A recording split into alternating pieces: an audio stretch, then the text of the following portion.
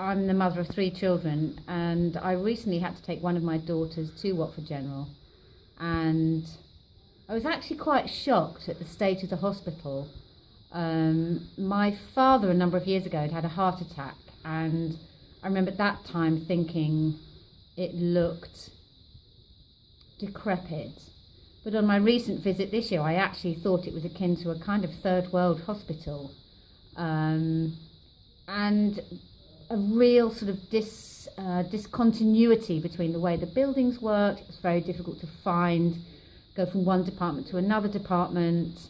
The buildings were falling apart, dirty, and actually finding the hospital in the first place is actually quite a difficult thing.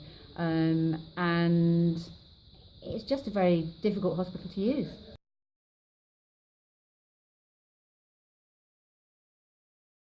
I'm the mother of 3 children, and I recently had to take one of my daughters to Watford General for an appointment.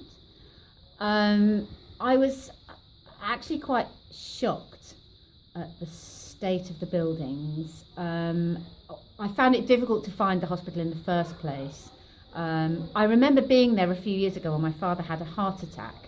And I remember at that particular time thinking, this is a difficult place to get to. And when we arrived there, it really didn't feel like a good place. It didn't actually feel like a safe place.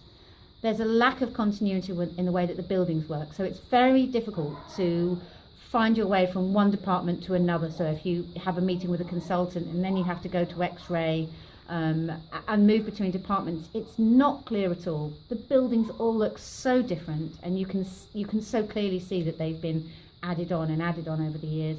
And actually some of the buildings just really, they look like a third world hospital. That was my immediate impression when I went earlier this year.